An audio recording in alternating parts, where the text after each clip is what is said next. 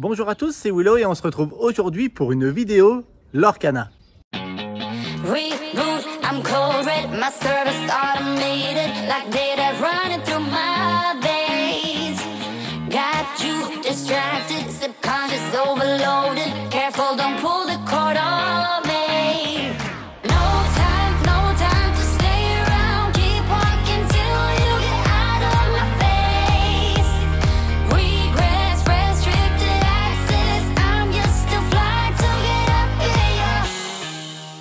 Cette vidéo de présentation au public a été tournée lors du Gala TCG de Paris par Julian Tortora, créateur du groupe Facebook Disney Lorcana Belgium. Nous remercions d'ailleurs Julian pour le partage.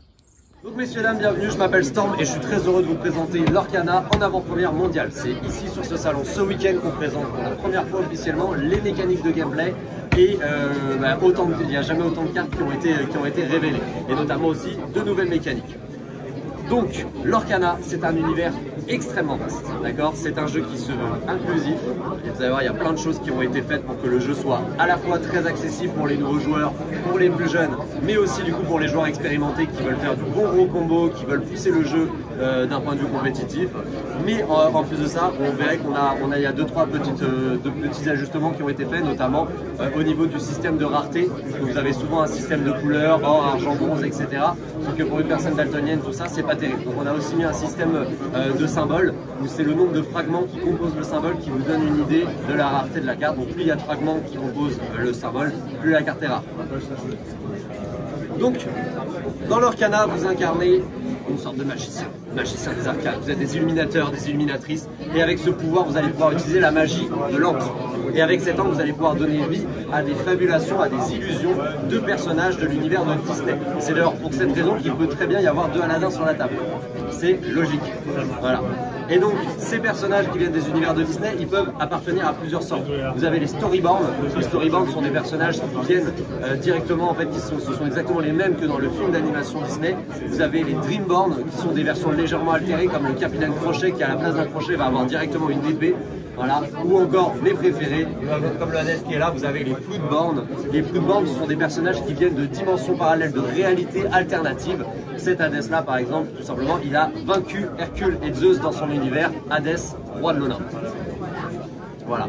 Et donc, Lorcana est et va devenir le plus grand, le plus vaste univers Disney jamais créé. Vous avez aussi, par exemple, dans la vitrine, un Stitch qui est une star du rock et du métal dans son univers. Donc l'objectif de Lorcana, c'est pour les joueurs de réunir des fragments de l'or qui se sont éparpillés dans le royaume de Lorcana. Et le premier joueur qui réunit 20 fragments remporte la partie.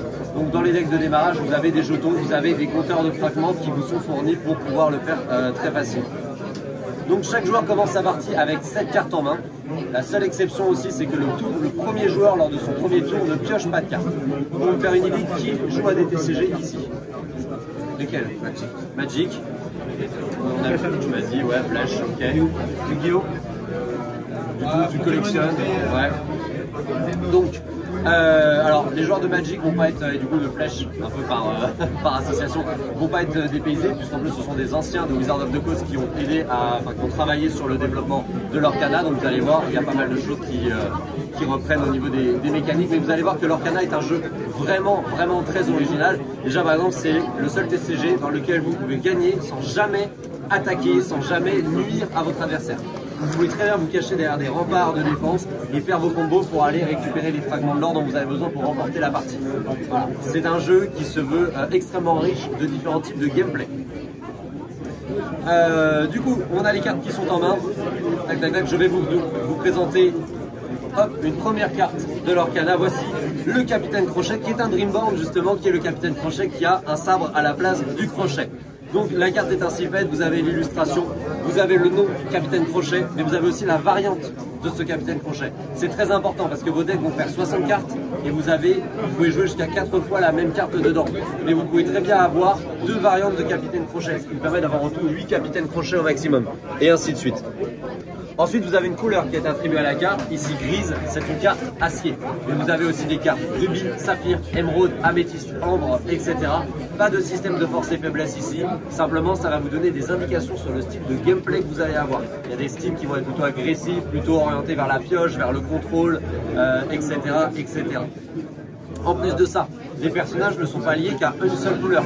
Vous pouvez très bien trouver, je vous donne un exemple là, par exemple dans ce qu'on a nous, actuellement on a une maléfique qui existe en saphir, vous avez aussi une maléfique qui existe en améthyste. Et ce ne sera pas la seule, ça va vous permettre de jouer vos personnages Disney préférés dans le style de jeu que vous aimez. Pour continuer dans la présentation des cartes, on a en haut ici le coût de la carte. C'est le nombre d'encre que vous allez voir, que vous allez devoir dépenser pour jouer la carte. Et à ce niveau, vous allez voir, il y a des petites variantes. Donc là, on a deux cartes qui coûtent 1, mais vous en avez une qui a une sorte de symbole qui vient faire le tour de ce coût. S'il y a ce symbole, ça veut dire que la carte peut être transformée en encre. Pas celle-ci. Celle-ci, je pourrais que la jouer directement ou quoi que ce soit. Mais celle-ci, elle peut être transformée en encre. Donc pour ce faire, le tour classique. Admettons qu'on n'est pas au premier tour. Je redresse mes cartes, je pioche. Ensuite commence vraiment mon tour. Pendant ce tour, je peux faire toutes les actions que je veux, autant de fois que je veux, dans l'ordre que je veux. La seule règle, c'est que transformer une carte en encre, on peut le faire une seule fois. C'est la seule action unique de cette deuxième phase de tour. Donc, je révèle le capitaine Crochet à mon adversaire, parce qu'il faut lui prouver qu'elle peut être transformée en encre, et je viens la placer face cachée dans ma zone d'encre. Ainsi, cette carte devient une encre. Je vais donc pouvoir l'engager et faire l'invocation par exemple de Polochon. Polochon coûte 1 et donc voilà, il vient d'arriver sur le terrain. On va continuer à détailler les cartes grâce à Polochon. A la suite, vous avez donc une sorte de cercle avec des pics. Ça, c'est la valeur d'attaque, c'est la puissance de votre personnage, c'est sa force. Ensuite, vous allez avoir un bouclier, c'est sa défense, sa résistance. Lorsqu'il y a confrontation entre deux personnages, on dit que l'un personnage en défie un autre. Pour défier un personnage adverse, il est nécessaire que le personnage adverse soit épuisé, engagé. Voilà, donc ça veut dire qu'il a mené une action pendant le tour de mon adversaire, ça l'a donc rendu vulnérable pendant mon tour, je peux le défier, et dans ce cas-là, les personnages vont se combattre. Petit exemple, admettons en face c'est un capitaine Crochet, j'attaque avec Polochon, je le défie. Les deux personnages vont mutuellement s'infliger leurs dommages. Capitaine Crochet 1, Polochon 2. Et donc, si Polochon se bat, on peut évidemment dire qu'il y a une bataille de Polochon. On a donc Polochon qui va infliger 2 à la résistance du capitaine Crochet. Le capitaine Crochet sera donc banni. Banni, c'est le terme pour dire qu'il quitte le terrain pour aller dans la défausse. Voilà, le capitaine Crochet, lui, va infliger une blessure à Polochon. Polochon, qui lui a 2 en résistance. Donc il ne va pas être banni. Cependant, je vais prendre un jeton, un marqueur de blessure et le placer sur Polochon. Vous l'aurez compris, les blessures sont permanentes. Cependant, il existe, vous le verrez, des objets, des sorts qui permettent de soigner, de régénérer nos personnages. On retourne à la situation dans laquelle j'étais. On continue les explications. En dessous, vous avez des mots-clés qui peuvent être utiles pour certains types d'effets, des combos à venir, etc. Au niveau de la casquette, alors là, vous avez une partie qui est vierge. C'est une partie qui peut être occupée par un effet de carte. Polochon n'a pas d'effet, mais ça peut être un effet quand il arrive en jeu, un effet quand il est détruit, un effet quand il mène telle ou telle action. Vous avez ensuite un texte d'ambiance. Le petit symbole ici, c'est pour les raretés. Vous avez des communes, des peu communes, des rares, des très rares et des légendaires. Ensuite, ici, vous allez avoir ce qu'on appelle un fragment de l'or. C'est l'objectif de votre partie, c'est de récolter ces fragments de l'or. Pour ce faire, pendant votre tour, un personnage peut donc, comme vous l'avez vu, mener différentes actions. Par contre, s'il est épuisé, il ne peut pas en mener d'autres. Donc, il faut faire très attention. Et voilà, c'est vraiment un vrai jeu de gestion avec votre board de qu'est-ce qu'on va prioriser. Et donc, une des actions qui peut être menée, c'est partir à l'aventure. Donc, je peux engager Polochon pour le faire partir à l'aventure. Je vais donc ajouter 1 à mon compteur de fragments de l'or, puisque Polochon ramène un fragment de l'or quand il part à l'aventure. On avance dans le temps. Donc, je suis tour 2. Je redresse mes cartes. Je pioche. Là, je fais semblant, j'ai déjà une main pour vous faire la démo. Ah, je viens d'avoir la bête. La bête, très bonne carte, mais la bête, elle coûte 5. On est tour 2. Pour l'instant, elle n'est pas prête d'arriver. Je sais que j'en ai une autre dans mon deck, etc. Je décide de la révéler à mon adversaire et de la transformer en encre. Ensuite, je vais utiliser du coup ces 2 encres pour invoquer Aurore. Aurore, vous verrez que statistiquement, elle n'est pas très différente de Polochon. C'est aussi une carte saphir. Néanmoins, elle rapporte 2 fragments de l'or quand elle part à l'aventure. Je vais, voilà, je fais mon tour. Admettons, mon adversaire n'a pas, comme j'ai détruit son capitaine crochet au tour d'avant, j'ai décidé d'envoyer Polochon à l'aventure, etc. Enfin bref. Quoique non, je n'aurais pas pu attaquer au tour d'avant puisque j'étais le premier à jouer. Mais bref, là, bon, c'est mon tour. Mon adversaire n'a rien, pas de danger immédiat. Polochon, je l'envoie à l'aventure. Je ne peux rien faire avec Aurore. Je ne peux pas attaquer, je ne peux pas défier, je ne peux pas la faire partir à l'aventure, je ne peux pas l'engager pour utiliser certains effets, pour la bonne et simple raison que nos personnages, comme je l'ai dit, on les fait avec de l'encre. Et autant les objets, des sorts sont activables immédiatement parce que ce sont des choses entre guillemets inertes, mais un personnage, lui, va se mouvoir. Et il va devoir attendre un tour avant de faire quoi que ce soit, attendre que l'encre sèche. L'encre n'est pas sèche, je dois attendre un tour avant d'utiliser Aurore. On accélère, on passe au tour 3, je redresse mes cartes, je pioche. Ah, je viens d'avoir Scar. Scar, encore une fois, carte très sympa, mais elle coûte 6, pas jouable immédiatement pour moi. Je la révèle à mon adversaire parce que, oui, il a le petit cercle pour le autour du cou, donc je peux le transformer en encre. Je dispose maintenant de 3 encres pour jouer mon tour. Alors là, par exemple, je vais utiliser une encre, hop là, pour jouer une carte action. Elle s'appelle Allumer les mèches. Une carte action est une carte qui est éphémère, je paye son coup, j'applique son effet, en l'occurrence là, infliger 2 blessures à un personnage adverse, puis elle va dans ma défausse. Je continue mon tour. Je peux encore maintenant jouer 2 encres. Pour jouer, je vole. C'est une carte action. J'applique son effet. Elle va dans ma défausse. Cependant, je vole n'est pas une carte action comme les autres. Là, sur cette carte action, voilà, il est tout simplement écrit action. Je vole, il est écrit action, chanson. Et donc cette carte, on va pouvoir la chanter pour la jouer gratuitement. Donc pour la jouer gratuitement, c'est très simple. Vous avez des conditions qui peuvent varier. Sous la carte, celle-ci dit, vous pouvez engager un personnage coûtant 2 ou plus pour chanter cette chanson gratuitement. Aurore ayant les prérequis, je vais venir l'engager, parce que maintenant on est au tour 3.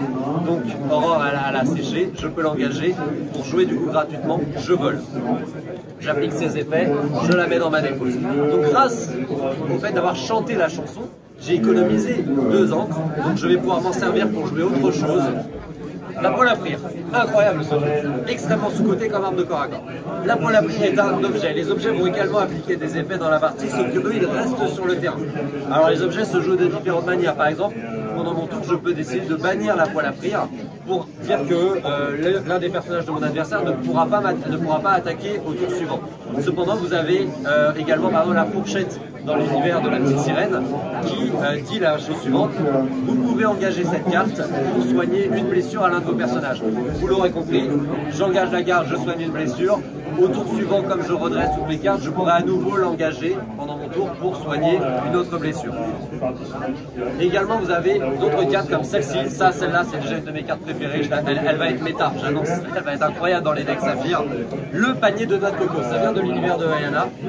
Elle a un effet qui est continu. Et ça, c'est très très fort. Admettons, nous sommes comme ceci, voilà, dans cette configuration-là. Et il y a un capitaine crochet en face. Avec Aurore, je vais défier le capitaine crochet. Il est engagé, je peux donc le cibler.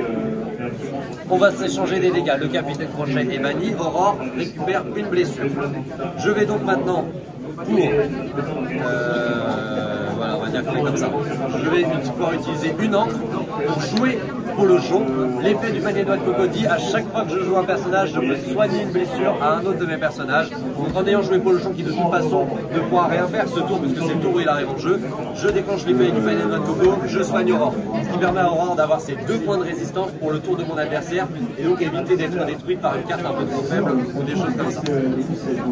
Là vous voyez un petit peu déjà tout ce qu'on peut commencer à créer un petit peu en termes de gestion. C'est rien comparé à tout ce que vous pourrez faire avec les boosters, etc. Et du coup pour terminer, on va à nouveau avancer dans le temps, je vais vous présenter une dernière carte. Donc je commence mon tour, je redresse toutes mes cartes, je pioche. Là, j'ai une carte Aurore. Cette Aurore est une footboard, donc elle vient d'un univers alternatif. Elle est gardienne rêveuse, donc elle utilise la magie. Vous pouvez voir qu'elle est extrêmement badass cette Aurore. Et donc cette aurore, bah, soit je viens payer un coup de 5 en un coup pour la jouer sur le terrain, j'ai son attaque, j'ai sa résistance, j'ai ses effets, etc. Elle peut partir à l'aventure pour aller me chercher des fragments de l'or, mais c'est également une carte alter. Les alters, elles seront toujours précisées ici, et elle peut être alter 1, 2, 4, 5, peu importe. En l'occurrence, celle-ci, elle est alter 3, ce qui signifie que si je dispose déjà d'une aurore sur mon champ sur mon tableau, mon board, je peux, pour 3, puisqu'elle est alter 3, pour 3 encres, altérer la aurore déjà présente sur le terrain. Et ça, c'est très utile parce que du coup, ça va me permettre de jouer tour 3 une aurore que normalement je n'aurais pu jouer que tour 5, mais en plus de ça, elle a d'autres avantages. Avantages qui s'accompagnent aussi de petits inconvénients, bien sûr. Là, en fait, c'est qu'elle va hériter de tout ce qu'avait l'ancienne. Donc, si l'ancienne était engagée, elle est toujours engagée. Si elle avait des blessures, elle hérite de ses blessures, mais par contre, si elle avait des bonus, elle hérite de ses bonus. Et surtout, et c'est là le plus intéressant, cette aurore, je l'ai jouée tour 2. Là, on est tour 3, l'encre a séché, et c'est toujours la même aurore. Donc, je peux immédiatement déclencher des actions avec cette aurore altérée. Et pour terminer, je dirais une chose, est-ce que ça vous arrive peut-être de faire des soirées, des après-midi entre potes pour jouer à des jeux de société, pour faire du jeu de cartes? C'est très cool les jeux d'affrontement, on se fait des petites games, etc. Sauf que bah, voilà, c'est drôle quand on est pair. Parce que voilà, on est 6, on se met chacun un contre un et puis on tourne les adversaires. Sauf que quand on est 7, bah, il y en a toujours un qui se retrouve à regarder les parties. Il y en a forcément un qui est sur le côté et qui doit attendre son tour. Avec l'Orcana, il n'y a pas de ça. L'Orcana, vous pouvez jouer à 2, vous pouvez jouer à 3, vous pouvez jouer à 5, vous pouvez jouer à 12 si vous voulez, sans avoir à modifier les règles du jeu. Toutes les règles restent valides, il n'y a rien à changer, il y a juste à se mettre bien dans ça. Voilà, là tous ensemble on peut faire une gigantesque partie de l'Orcana. Je joue mon tour, je fais mes actions, c'est mon tour, tu joues, etc., etc., etc. Là ça revient à moi. Oh là, toi dis donc, t'as commencé, ton tour était vraiment rentable, il commence à devenir dangereux, il avance plus vite que nous, tiens, je vais aller t'embêter, je vais aller te gêner. Et puis après je vais envoyer des personnages à aller chercher des fragments d'or, et ainsi de suite. Calculez à peu près que pour une partie de l'Orcana, en 1 contre 1, on va être entre 15 et 30 minutes de jeu maximum à peu près. Évidemment, déjà dès quand on va être vers 4 joueurs, on va compter environ 45 minutes de jeu. Voilà. Il n'y a pas de cartes on ne peut pas jouer de cartes pendant le tour de l'adversaire. Voilà. C'est vraiment très important, on est sur un vrai jeu de gestion de son board, d'observation du jeu adverse. Donc c'est vraiment pendant notre tour qu'il va falloir préparer toutes ses défenses, toutes ses combinaisons, etc. pour maximiser nos gains en fragments de l'or, mais également prendre le temps de prioriser les objectifs. Est-ce que j'envoie mes personnages chercher des fragments de l'or, ou est-ce que si je veux faire la course, mon adversaire ne sera pas plus rapide que moi parce qu'il a une carte qui est un peu trop rapide, etc. Et donc dans ce cas-là, je vais prioriser plutôt d'aller gêner son board, d'aller gêner ses petites affaires pour le ralentir, et seulement moi au tour d'après prendre l'avantage, prendre la main là-dessus. Alors, je sais pas pour vous, mais plus les informations arrivent, plus les vidéos, plus on en apprend sur l'Orcana, et plus on a envie d'avoir les cartes entre les mains. Avec Oli, ça fait des années et des années qu'on n'a pas été aussi hypé par l'arrivée d'un jeu. Je pense que Disney l'Orcana va vraiment réaliser pour nous un doux rêve, mêler le meilleur des deux mondes. Et en attendant d'avoir ces fameuses cartes entre les mains, n'oubliez pas une chose très importante, n'oubliez pas de jouer parce que jouer, c'est partager. On compte sur vous!